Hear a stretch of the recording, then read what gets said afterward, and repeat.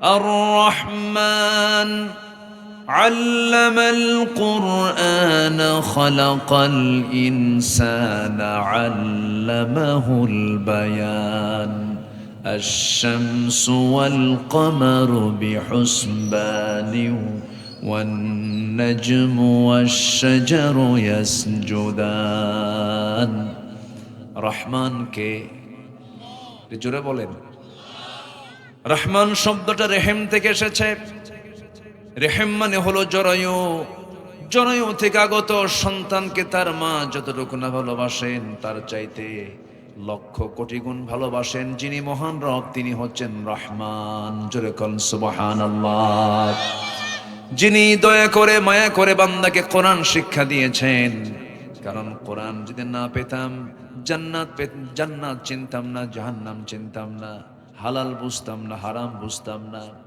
ন্যায় কোনটা অন্যায় কোনটা বুঝতে পারতাম না জান্নাতের দরজা কোন দিক দিয়ে তা বুঝতাম না জাহান্নামের দরজা কোন দিক দিয়ে তাও বুঝতাম না কোরআন তেমন একটা জানালার নাম যে জানালার দিকে তাকালে পরে বান্দা দুনিয়াতে বসেই জান্নাত জাহান্নামের দৃশ্য দেখতে পারে এই কোরআনে কারীমের ভিতরে আল্লাহ রাব্বুল আলামিন যত কথা বলেছেন তিন ভাগের এক ভাগ জুড়ে তিনি পরকাল নিয়ে কথা বলেছেন আখিরাত নিয়ে কথা বলেছেন কারণ আখিরাতটাই থেকে যাবে দুনিয়াটা শেষ হয়ে যাবে আখিরাতের তুলনায় দুনিয়াটা এত ছোট তুলনাই করা যাবে না মুহূর্তের মধ্যে আমি শেষ হয়ে যাব এই দুনিয়ার ইনিংস ফুরে যাবে আখিরাত শুরু হবে কিন্তু তার কোনোদিন শেষ হবে না আল্লাহ রাব্বুল আলামিন এজন্য বলছেন ওয়ালাল আখিরাতু খায়রুল লাকা মিনাল উলা আরেক জায়গায় বলছেন যুয়িনা লিন-নাসি হুব্বুশ শাহাওয়াতি মিনান নিসা والبنين والقناطير المقنطرة من الذهب والفضة والخيل المسومة والأنعام والحرث ذلك متاع الحياة الدنيا والله عنده حسن المآب আল্লাহ রাব্বুল আলামিন বলেন এই দুনিয়ার 6টা জিনিসকে আমি আকর্ষণীয় করেছি তবে জেনে রেখে দিও আল্লাহর কাছে ফিরে যাওয়াটাই হলো উত্তম প্রত্যাবর্তন স্থল তার চাইতে উত্তম জায়গার দ্বিতীয়টা হতে পারে না আল্লাহ রাব্বুল আলামিন সর্বনিম্ন জান্নাত যে বান্দার জন্য রেখে দিয়েছেন সেই জান্নাতটার এরিয়া হবে 10টা পৃথিবীর মতো একটা জান্নাত একটু মানে ছোট হয়ে গেছে জান্নাত নাকি একটু জোরে বলেন না ভাই সুবহানাল্লাহ আর একটু জোরে বলেন না ভাই সুবহানাল্লাহ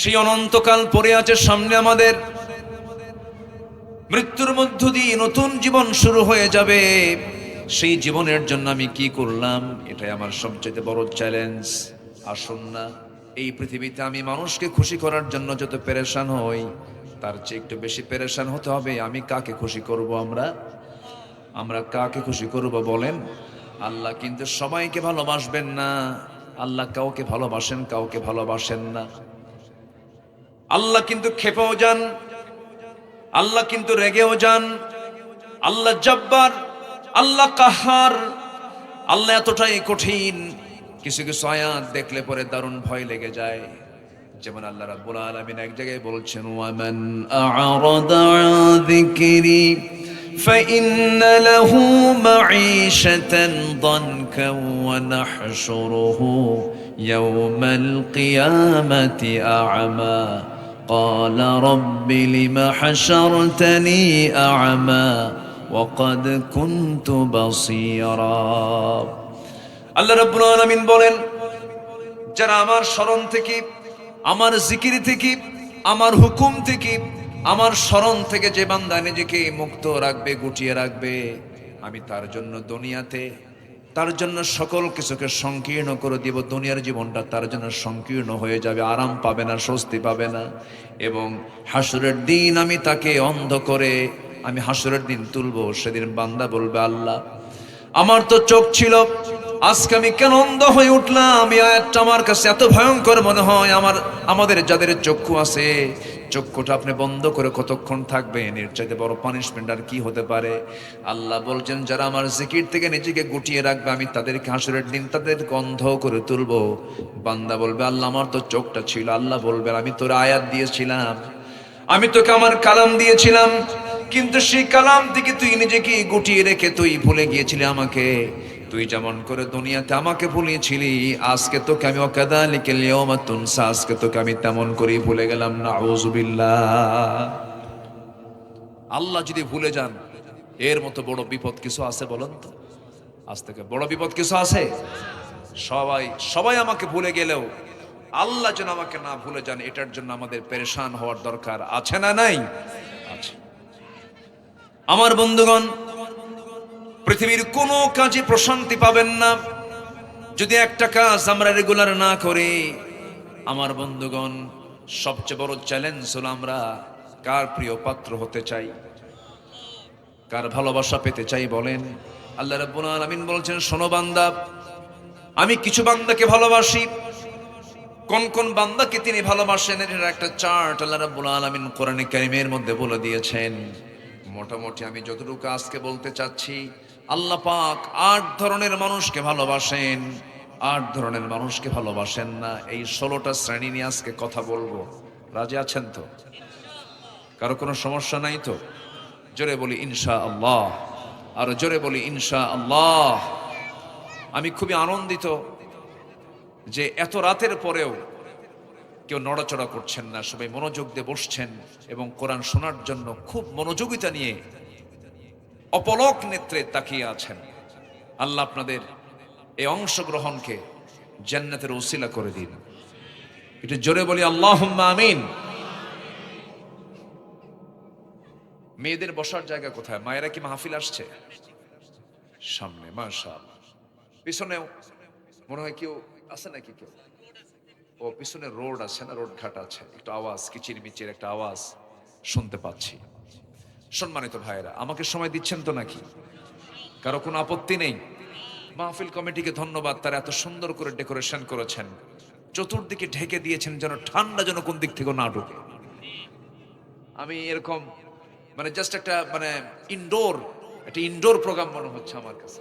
খুব ভালো লেগেছে আমার কাছে, তাই না? একদম পুরো ঢাকানো একটা ইনডোর প্রোগ্রাম, যেন আউটডোর, যেরকম তাফসির মাহফিল মূলত আউটডোর, তাই না? কিন্তু আজকে কি মনে হচ্ছে?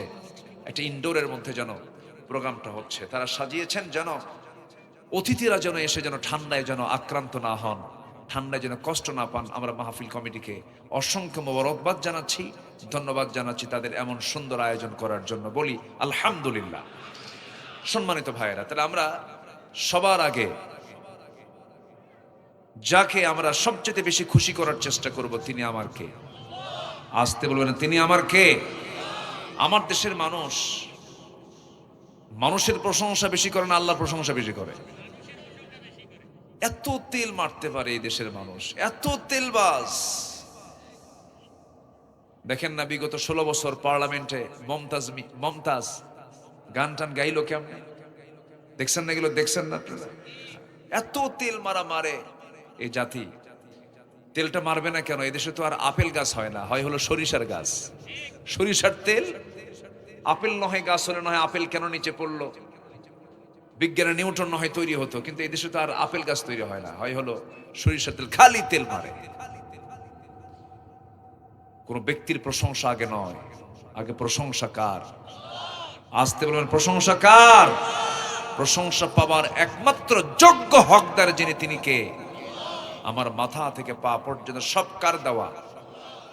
বলেন কার দেওয়া? বউটা অনেক সুন্দরী, সুন্দরী দেখে বিয়ে করেছেন, বইয়ের প্রশংসা আগে করবেন না আল্লাহর প্রশংসা আগে করবেন? বলতে হবে আল্লাহ, আলহামদুলিল্লাহ, আল্লাহ আমাকে সুন্দরী স্ত্রী উপহার দিয়েছেন, এটা আল্লাহর দেওয়া, এটা আল্লাহর নিয়ামত। এটা বলবেন, সওয়াব পেয়ে যাবেন। অন্যের বউ না, কিন্তু নিজের বউ। এটা যেন মনে থাকে। আবার কি কথা কি বুঝতেছেন নাকি? আল্লাহর প্রশংসা যেন 1 সেকেন্ডের জন্য না বাদ যায়, কারণ আমার জীবনের সবচেয়ে বড় টার্গেট হলো আল্লাহকে আগে খুশি করা, আল্লাহকে আগে রাজি করা। কারণ মহান রব্বুল আলামিন বলে দিয়েছেন, বান্দা তুমি বলো, ইন্না সালাতি ওয়া নুসুকি ওয়া মাহইয়ায়া ومماتي لله رب العالمين আমার সালাত, আমার কোরবানি, আমার জীবন, আমার মরণ সব হবে আল্লাহর জন্য। ইন্নী ওয়াজ্জাহতু ওয়াজহিয়া লিল্লাযী ফাতারাস সামাওয়াতি ওয়াল আরদা হানিফাও ওয়া মা আনা মিনাল মুশরিকিন। জোরে বলুন আল্লাহু আকবার। আমার বন্ধুগণ, আল্লাহর স্মরণ যেন এক সেকেন্ডের জন্য যেন না বাদ পড়ে যায়, এই বিষয়টা আমরা সব সময়ের জন্য খেয়াল করব। আমার বন্ধুগণ, যার মধ্যে একটা জিনিসের শূন্যতা থাকবে সে ব্যক্তি কখনো সুখী হবে না, সে ব্যক্তির হৃদয় কখনো প্রশান্ত হবে না। সেটা হলো আল্লাহর জিকির যদি না থাকে, আল্লাহর স্মরণ যদি না থাকে, ওই বান্দা কখনো প্রশান্তি নিয়ে জমিনে চলাফেরা করতে পারবে না। কারণ আল্লাহ রাব্বুল আলামিন বলছেন, আরেক জায়গায় বলছেন, আলা বিযিকরিল্লাহি তাতমাইন্নুল কুলুব। সূরাতুর রা'দ আয়াত নাম্বার 28 আল্লাহ রাব্বুল আলামিন বলছেন, আলা বিযিকরিল্লাহি তাতমাইন্নুল কুলুব। ডিপ অ্যাটেনশন গ্র্যাবার, সাবধান করে বলো চালা, সাবধান। এই যে সবচাইতে হৃদয়ের প্রশান্তির জন্য যেটা দরকার সেটা হলো আল্লাহর জিকির করা। আল্লাহর জিকিরের মধ্যে রয়েছে বান্দার একমাত্র প্রশান্তি। যখন দেখতেছেন পৃথিবীর কোথাও কোনো শান্তি পাচ্ছেন না, ওযু বানায়া যদি কোনো বান্দা সেজদায় পড়ে একটু সেজদার মধ্যে চোখের পানি ফেলতে পারে, এর মতো শ্রেষ্ঠ প্রশান্তির জায়গা দুনিয়া তার দ্বিতীয়টা নাই। জোরে কোন সুবহানাল্লাহ, আরো জোরে বলি সুবহানাল্লাহ। আমার ভাইয়েরা, আধুনিক মানুষের সমস্যার সাথে কানেকশন দেখেন। আজকের মানুষ টাকা আছে, শান্তি নাই, বন্ধু আছে, আত্মার সঙ্গ নাই, বিনোদন আছে, প্রশান্তি নাই। এই জন্যই মনোবিজ্ঞান আজকে স্বীকার করতে বাধ্য হচ্ছে, over thinking can not be cured by more thinking, it needs a higher connection. আমার বন্ধুগণ, পৃথিবীর কোনো কানেকশন দিয়া, পৃথিবীর কোনো চিন্তা দিয়ে মানুষের কোনোদিন মনের প্রশান্তি আসে না। মনের প্রশান্তির জন্য প্রয়োজন হলো একটা উচ্চ সংযোগের দরকার, একটা হায়ার কানেকশনের দরকার। সেই হায়ার কানেকশনটা হচ্ছে বান্দার সঙ্গে তার রবের কানেকশন। যেরকম সুবহানাল্লাহ। আল্লাহ রাব্বুল আলামিন বলেন, আমি 8 শ্রেণীকে ভালোবাসি, 8 ধরনের মানুষকে আমি আল্লাহ রাব্বুল আলামিন ভালোবাসি। এর মধ্যে এক নাম্বার হলো আল্লাহ রাব্বুল আলামিন বলছেন, ইন্নাল্লাহা ইউহিব্বুত তাওয়াবিনা ওয়া ইউহিব্বুল মুতাতাহহিরিন। জোরে বলুন আল্লাহু আকবার। এক নাম্বার হলো যারা তওবাকারী, যারা তওবা করবে আল্লাহর কাছে। আল্লাহ বলেন যে বান্দা তওবা করে আমার কাছে মাফ চায়, আমি আল্লাহ ওই সমস্ত বান্দাকে দারুণ ভালোবেসে আমি তাকে মাফ করে দেই। জোরে কোন সুবহানাল্লাহ। আমার ভাইয়েরা, এর আগের যে একটা বিষয় বললাম, আমাদের জিকির করার দরকার আছে না নাই? এই জিকির মানে আমরা অনেকে ভুল বুঝি। জিকির মানে অনেকে মনে করে সুবহানাল্লাহ, আলহামদুলিল্লাহ, আল্লাহু আকবার, লা ইলাহা ইল্লাল্লাহ, এটাই শুধু জিকির না। জিকিরের অনেকের ব্যাখ্যা অনেকে জানেন না। এই যে কোরআন তেলাওয়াত, এটাও একটা জিকির। আজান শোনার সঙ্গে সঙ্গে মসজিদে চলে যায় যে নামাজটা পড়ে, এটাও এক প্রকার জিকির। ব্যাংকে কাজ করছি, ব্যবসা চালাচ্ছি, পৃথিবীর যত কাজগুলো আছে সমস্ত কাজগুলোর মাঝে যখন আমি আল্লাহর হুকুমকে খুঁজে বের করে সেই হুকুম অনুযায়ী যে কাজটা করবো, সেটার নামই হলো জিকির। আমার বন্ধুগণ, জিকিরকে কখনো 1 সেকেন্ডের জন্য বাদ দেওয়া যাবে না। একজন খলিফার কথা মনে হলো, একজন সাহাবীর কথা মনে হলো, অর্ধ দুনিয়ার একজন শাসক ছিলেন, 2 নম্বর খলিফা ছিলেন। সেই খলিফার নাম কি বলুন তো? কি নাম? ওমর। বলেন কি নাম? ওমর ফারুক রাদিয়াল্লাহু তাআলা আনহু। বহুদিন আগে, প্রায় মনে হয় আমার এই কথাটা, বহুদিন আগে এক মাহফিলে বললাম, ওমরে ফারুককে চিনেন কে? সামনে থেকে ছোট্ট একটা ছেলে দাঁড়ায় বলে, হুজুর আমি চিনি। কে? আমাদের বাড়ির দোতলায় ভাড়া থাকে। কি বুঝতেছেন? এই ওমর তো ভাড়া থাকা ওমর নয়। এই ওমরের ব্যাপারে আল্লাহ রাব্বুল আলামিন বহু শান, বহু তার মর্যাদা আল্লাহ রাব্বুল আলামিন বাড়ায়া দিয়েছেন। ওমরে ফারুক রাদিয়াল্লাহু আনহু তিনি এমন একজন শাসক ছিলেন, এই পৃথিবীতে প্রত্যেকটা শাসকের জন্য তুমি একমাত্র অনুসরণীয় একজন আদর্শ শাসক। আল্লাহু আকবার বলেন। আমার নবীর খুব কাছের সাহাবী ছিলেন ওমর ফারুক রাদিয়াল্লাহু আনহু। সারা জীবন তিনি দোয়া করেছেন, আল্লাহ আল্লাহ তুমি আমাকে শহীদি মওত দান করো এবং মদিনা শহরে তুমি আমার মৃত্যু দিয়ে দাও। আল্লাহুম্মা রযুকনি শাহাদাতান ফি সাবিলিক ওয়াজআল মাউতি ফি বালাদি রাসূলিক।